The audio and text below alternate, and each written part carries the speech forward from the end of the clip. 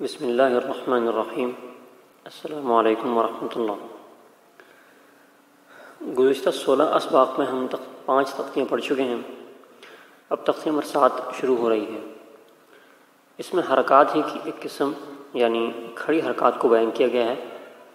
اس سے پہلے ہم تختیہ نمبر 4 میں حرکات اور تختیہ نمبر 5 میں تنوین پڑھ چکے ہیں۔ تو اب کھڑی حرکات کو پڑھ لیتے ہیں۔ کھڑا زبر، کھڑی زیر اور الٹا پیش، ان تینوں کو کھڑی حرکات کہتے ہیں۔ کھڑی حرکات کو ایک الف مدہ کے برابر کھینچ کر پڑھا جاتا ہے، یعنی کھڑی حرکات کو پڑھنے کے لیے جو پیمانہ بنایا گیا ہے، جو اسکیل بنایا گیا ہے، وہ ایک الف مدہ کو بنایا گیا ہے، یعنی کہ کھڑی حرکات کو پڑھنے کے لیے ایک الف مدہ کے برابر کھینچ کر لمبا کرنا ضروری ہوگا۔ اب وہ اسکیل یعنی کہ الف مدہ جو ہم نے پیمانہ مقرر کیا ہے، وہ اسکیل کتنا لمبا ہوتا ہے یا اس کی پیمائش کس طرح ہوگی، تو اس کے بارے میں آگے بیان ہے کہ ایک الف مدہ کی مقدار 2 حرکت کے برابر ہوتی ہے۔ ایک الف مدہ 2 حرکت کے برابر ہوتا ہے، یعنی جتنی دیر 2 حرکتوں کو پڑھنے میں لگتی ہے اتنی دیر میں ایک الف مدہ پڑھا جاتا ہے۔ اور یہ کھڑی حرکات ایک الف مدہ کے برابر ہی ہوتی ہیں، تو ان کو ایک الف کے برابر کھینچ کے پڑھا جاتا ہے۔ دوبارہ سمجھ لیجیے کہ کھڑی حرکات کو ایک الف مدہ کے برابر کھینچ کے پڑھا جاتا ہے، اور جو الف مدہ ہے وہ دراصل 2 حرکت کے برابر ہوتا ہے۔ 2 حرکت سے مراد یہ کہ با زبر با اور با زبر با، یہ با با، یہ 2 مرتبہ جو پڑھنے میں جتنی دیر لگی ہے، جتنا وقت لگا ہے، اتنے وقت میں ایک الف مدہ پڑھا جاتا ہے۔ با کھڑا زبر با، اتنی دیر، یعنی کہ یہ 2 حرکتوں کے برابر کی دیر ہے جو کہ صرف ایک الف مدہ پڑھنے میں لگتی ہے، یعنی کہ حرکت چھوٹی ہوتی ہے اور کھڑی حرکت جو ہے وہ لمبی ہوتی ہے۔ اب یہ جو ہم نے جملہ استعمال کیا ہے کہ کھڑی حرکات کو ایک الف کے برابر کھینچ کے پڑھا جاتا ہے، اس میں کھڑی حرکات کو پڑھنے کا مطلب وہی ہے کہ جس حرف پہ کھڑی حرکات ہوں گی اس کو پڑھنے کے بارے میں بات ہو رہی ہے کہ اس حرف کو ایک الف مدہ کے برابر کھینچ کے پڑھا جائے گا، کیونکہ کھڑی حرکات تو وہ حرکات ہیں، نشانات ہیں، وہ ان کو نہیں پڑھا جاتا، بلکہ وہ جس حرف کے اوپر لگے ہوئے ہوں ان حروف کو پڑھا جاتا ہے۔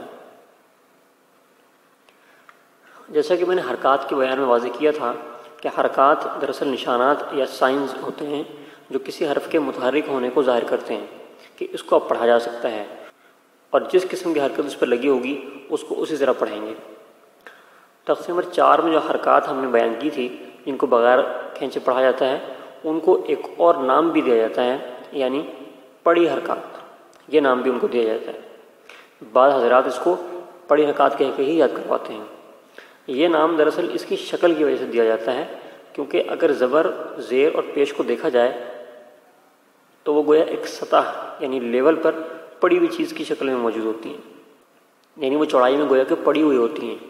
اس شکل کی بنا پر بعض اوقات ان کو پڑی حرکات کہہ دیا جاتا ہے۔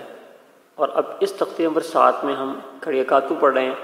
ان حرکات کو کھڑی حرکات کا نام دینے کی وجہ بھی ان کی شکل ہی ہے کہ چونکہ ان کی شکل ایسی ہے گویا کہ پڑی ہوئی حرکات کو سیدھا کھڑا کر کے لکھ دیا گیا ہو، اور وہ چوڑائی میں پڑے ہونے کے بجائے لمبائی کی شکل میں کھڑی ہو گئی ہوں، تو اس لیے ان کو کھڑی حرکات کہہ دیا جاتا ہے۔ حرکات جو ہیں ان کو پڑی حرکات کہا جاتا ہے کیونکہ وہ گویا کہ ایک سطح یا ایک لیول پر پڑی ہوئی ہوتی ہیں، چوڑائی میں رکھی ہوئی ہوتی ہیں، اور ان کو کھڑی حرکات کا نام اس لیے دیا گیا ہے کیونکہ یہ گویا کہ حرکات کو کھڑا کر دیا جاتا ہے۔ تو دونوں کو نام دینے کی بجائے ان کی شکل ہی ہے۔ اس طرح اب ہمارے پاس حرکات کی 3 قسمیں آ گئی ہیں، اور حرکات کی بس یہی 3 قسمیں ہیں جو کسی حرف کو متحرک کر سکتی ہیں، یعنی حرف کی آواز کو شروع کر سکتی ہیں۔ اس تختی پر حرکات کا بیان اب ختم ہو جاتا ہے اور حرکات کی 3 قسمیں مکمل ہو جاتی ہیں، تو ہم ان کو ایک جگہ جمع کر لیتے ہیں۔ یہ 3 قسمیں پڑی حرکات یعنی زبر زیر پیش، اور کھڑی حرکات یعنی کھڑا زبر کھڑی زیر الٹا پیش، اور تنوین یعنی 2 زبر 2 زیر اور 2 پیش ہیں، اور یہ کسی بھی حرف کو متحرک کر کے مختلف آوازیں پیدا کرتی ہیں۔ مثلا پڑی حرکات جو ہیں یعنی زبر زیر پیش، یہ کسی حرف کی آواز کو جاری کرتی ہیں بغیر لمبا کیے، یعنی کہ پڑی حرکات کو بغیر کھینچے پڑھتے ہیں۔ نمبر 2 کھڑی حرکات یعنی کھڑا زبر کھڑی زیر اور الٹا پیش، یہ کسی حرف کی آواز کو جاری کرتی ہیں اور حرف کی آواز لمبی ہوتی ہے، یعنی کہ کھڑی حرکات کو ایک الف کے برابر کھینچ کے پڑھا جاتا ہے۔ تیسری ہے تنوین، یعنی 2 زبر 2 زیر اور 2 پیش۔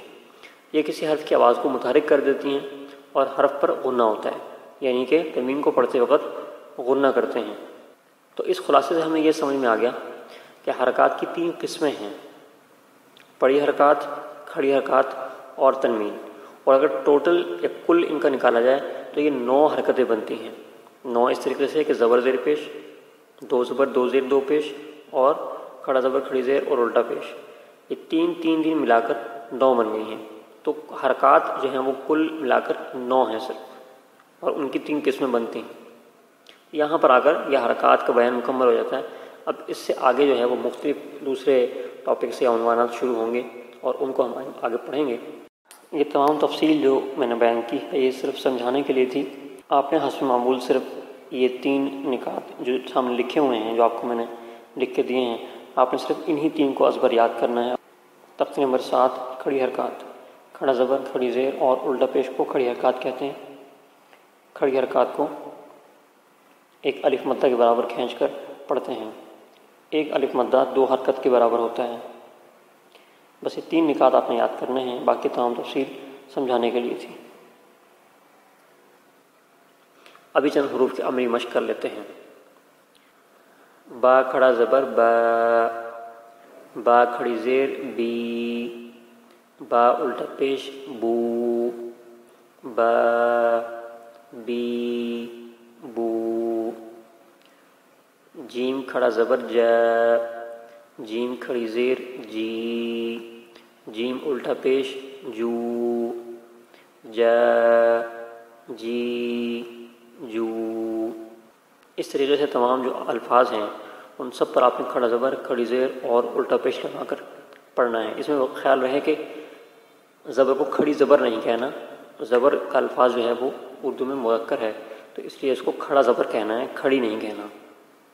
اور زیر کو عموماً اردو میں مؤنث پڑھا جاتا ہے، تو اس لیے اس کو کھڑی زیر کہیں گے، کھڑا زیر نہیں کہیں گے۔ تو تختی نمبر 1 میں جتنے بھی حروف لکھے ہوئے ہیں ان سب پر آپ کھڑا زبر کھڑی زیر الٹا پیش لگا کر اس کو مکمل پڑھ لیجئے اور اس کی مکمل مشق کر لیجئے، اور ساتھ میں اس خلاصے کو بھی سمجھ لیجئے، کیونکہ یہاں پر یہ حرکات کا بیان مکمل ہو جائے گا۔ اب اس سے آگے حرکات کے بعد نئے عنوانات، نئے ٹاپکس شروع ہوں گے۔ حرکات کی جو 3 قسمیں تھیں، اور یعنی ٹوٹل حرکات جو 9 بن رہی تھے، وہ سب کی سب یہاں مکمل ہو جاتی ہیں۔ دعا میں یاد رکھیے گا۔ السلام علیکم ورحمۃ اللہ۔